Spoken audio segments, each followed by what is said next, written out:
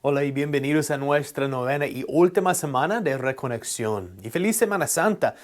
Al cerrar esta serie sobre la oración, profundizando nuestra conexión con Dios a través de la oración, profundizamos en el tema de la oración de ofrenda. Especialmente durante esta Semana Santa, este es un tema particularmente apropiado. ¿Por qué? Bueno, debido a que el misterio en el corazón de la Semana Santa es que Jesús logra nuestra salvación. Jesús hace lo que vino a hacer, no llamando a los ejércitos ni mediante un golpe político o algo así, no. Jesús logra todo ofreciéndose en completa y total obediencia al Padre. El misterio en el centro de la Semana Santa es que las cosas más grandes no surgen de tomar en poder, de tomar el asunto en nuestras propias manos, de tomar, por ejemplo, el toro por los cuernos, no. Las cosas más grandes provienen del entregarlo todo al otro, a ofrecer nuestra vida a Dios. Y ese es también el misterio que está en el centro y en el corazón de la oración. Tiene esta cita de la hermana Ruth Burroughs en su folleto de esta semana. Ella dice, pensamos en la oración como algo que hacemos por Dios, mientras que la oración es esencialmente un regalo. La oración es intimidad con Dios y es Dios quien nos ofrece esta intimidad. Nosotros respondemos. Solo hay una oración cristiana y esa es Jesús, la nueva y eterna alianza, la unión en persona de Dios en hombre. Toda oración cristiana es esencialmente por Cristo, con Él y en Él. Oraste hoy con ese pasaje de Pablo y a los Filipenses, uno de los pasajes más importantes de las cartas de Pablo. Y esta dinámica es a lo que se refiere Pablo. Así que volvamos ahí en la homilía. Como les he dicho antes, hoy en el Domingo de Ramos, el sacerdote tiene la opción de no predicar. Y yo sé que esta es la opción que ustedes quieren, pero la otra opción es que el sacerdote puede predicar, pero breve. Voy a predicar breve. En otras palabras, ¿qué nos enseña la iglesia con esta instrucción? ¿Por qué? Porque el sacerdote no debe predicar mucho ese día. ¿Por qué? Es porque en esta semana no es un ejercicio mental, no es un momento simplemente para pensar en cosas, no es un momento como un video o con una película que vamos a ver todo lo que pasa esta semana. No, la iglesia nos enseña que esta semana es algo existencial, algo que vivimos concretamente, algo que vivimos con Jesucristo de forma concreta y de forma bien real. Eso es lo que Pablo intenta decirnos en nuestra segunda lectura de hoy, en su carta a los Filipenses. Este es un pasaje bien famoso, es un pasaje, es un himno también sobre quién es Jesús y lo que ha hecho por nosotros. Pero antes de este pasaje, Pablo nos dice por qué nos contó este himno. Pablo nos dice, la actitud de ustedes debe ser como de Jesucristo. La actitud de ustedes debe ser como la de Cristo Jesús.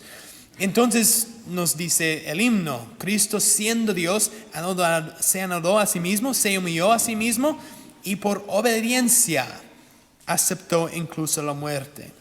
Pero, ¿cuál es el punto de Pablo? Que tenemos la actitud de Cristo. Y sí, enseña la actitud de Cristo, pero este mandato, la enseñanza de Pablo es vivir esta actitud de Cristo. Pero en la palabra que Pablo usa por actitud no es la palabra normal en griego, es la palabra phroneo. Es su palabra favorita, phroneo. Pero ¿qué significa? En griega, phroneo significa la carne alrededor de su corazón. Entonces es una metáfora Sí, es una metáfora para hablar de cómo la forma en que pensamos y la forma en que actuamos deberían ser iguales. Aunque en otras palabras, Pablo nos está diciendo, nos está ordenándonos que pensemos diferentes, que cambiamos de mente y de corazón. ¿Por qué? Para vivir y actuar como Cristo. Pablo nos invita, nos manda, la Semana Santa, toda esta semana nos invita a vivir nuestra vida como ofrenda total a Dios. Que entrega total de uno mismo a Dios, como Cristo a su Padre Dios. Aquí está, en esta semana, en esta última semana de reconexión, se nos da la clave. Para experimentar la verdadera oración, esta conexión con Dios, tenemos que ofrecer todo al Padre. Toda nuestra vida debe ser ofrecida al Padre. Este es el gran misterio que se esconde en el corazón de la persona humana. Es que no fuimos creados para ser autosuficientes. Estamos hechos a imagen y semejanza de Dios. Dios que existe como Trinidad. Entonces hable sobre este pasaje de Pablo. ¿Cómo te ayuda a profundizar en la carta de Pablo a los filipenses, a comprender la profundidad del ofrecimiento de Cristo? Pero también hasta qué punto estamos llamados a ofrecernos a nosotros mismos. ¿Es algo nuevo para ti? ¿Y cuáles son algunas de las formas en que reconoces mentalmente el camino al que estamos llamados, pero luchas por vivirlo concretamente día a día?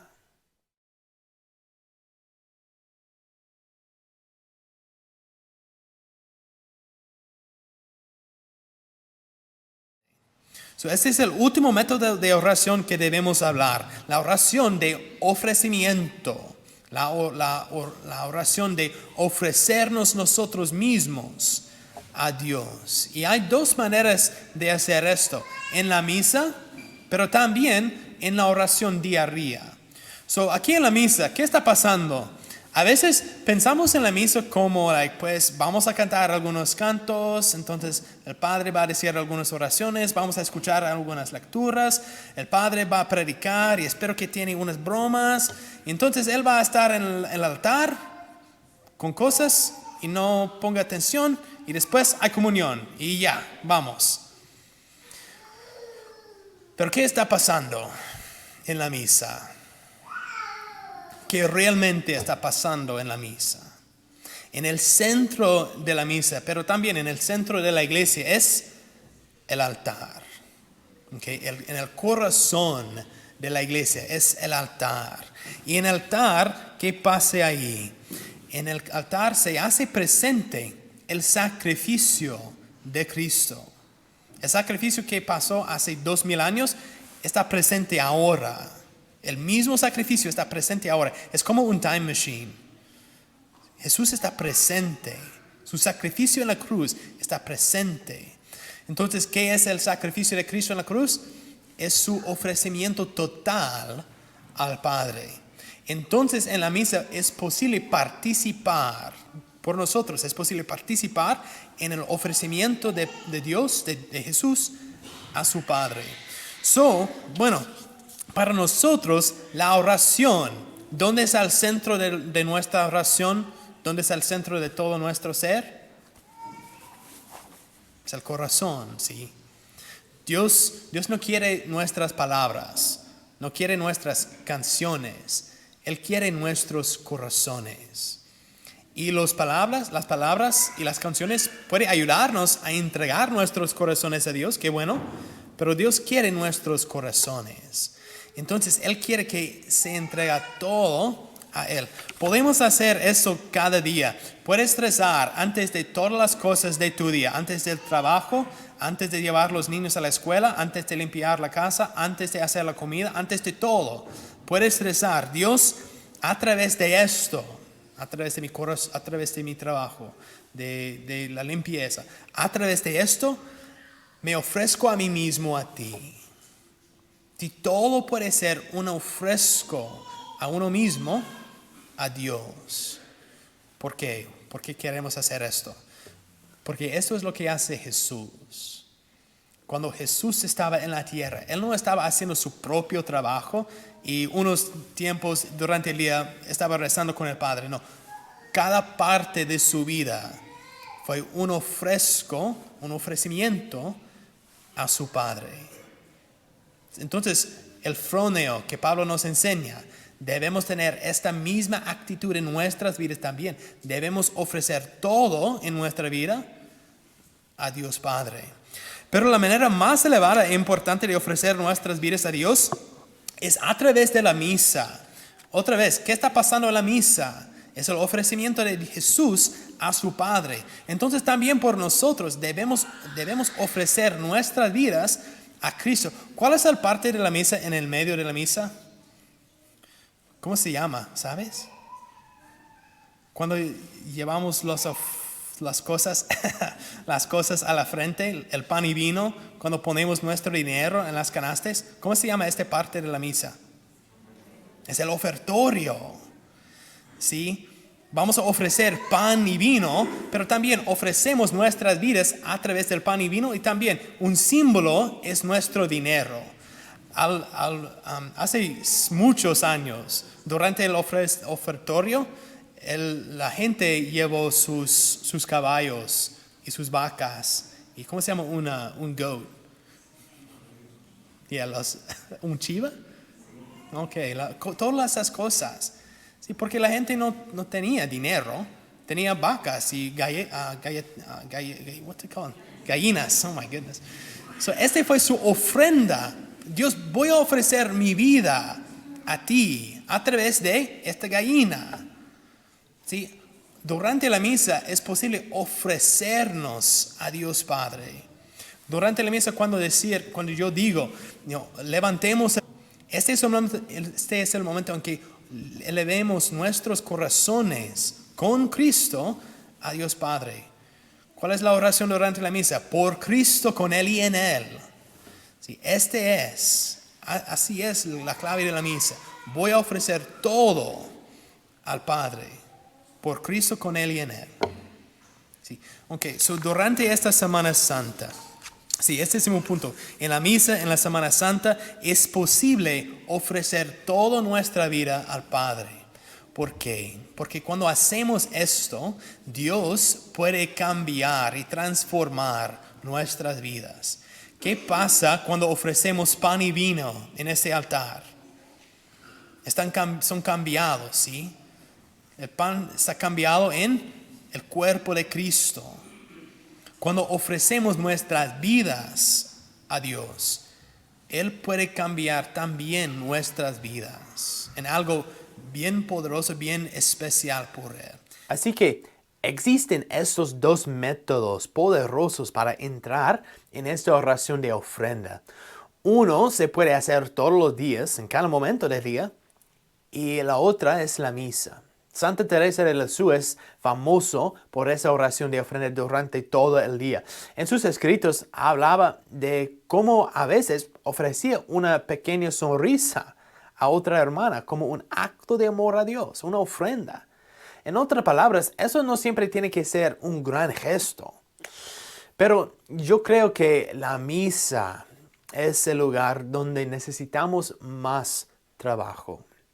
La misa se ha vuelto muy familiar para nosotros. Pero, ¿cómo podemos hacer esta participación activa a la que nos llama la iglesia? Bueno, primero comprendamos mejor esta participación activa. When I was a newly ordained priest, a woman in the parish came to me and as mad as could be about active participation. And she said to me, active participation, all this business about active participation since Vatican II. Now, I wasn't smart enough at the time to realize that active participation is a term that was invented by Pope Pius X in 1903, a full 60 years before Vatican II ever used the term. So what is active participation? Where does it come from and what does it mean? The context for Pius X's understanding of active participation is a document that he issued in November of 1903 on the restoration of Gregorian chant in the liturgy. Here's what he says in that document. We deem it necessary to provide before anything else for the sanctity and the dignity of the temple in which the faithful assemble for no other object than that of acquiring the Spirit from its foremost and indispensable font, which is the active participation in the most holy mysteries and in the public and solemn prayer of the Church. Since the time of Pius X's writings, the Church has been inspired by this idea of active participation. But we should give some nuance to the term, because in English, the word active leads us to believe that we should be doing things. And while we should be doing things, there's a deeper meaning to this. So Pius X writes this document originally in Italian, and the Italian word he uses here is attiva, which is akin to attain. So perhaps the idea is that we attain deeper participation in the liturgy.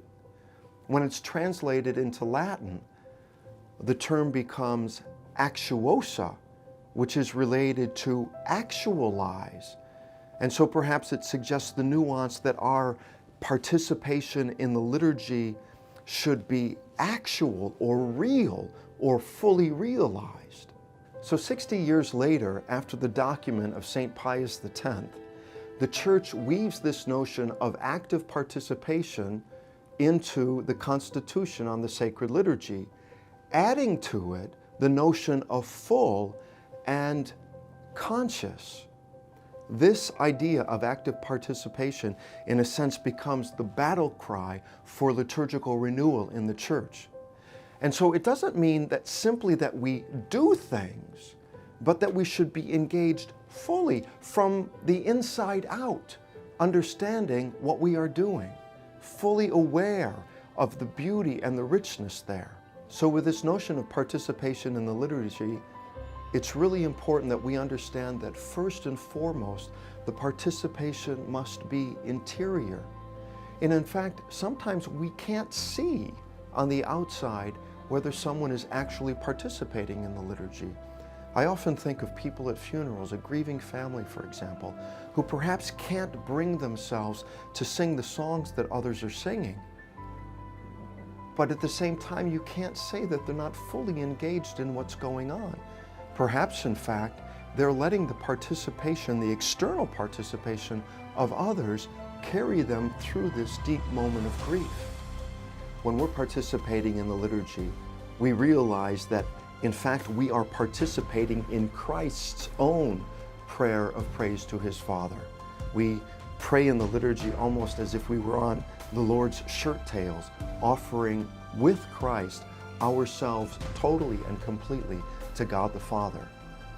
If we were able to do that, our participation in the liturgy would be full and conscious and active.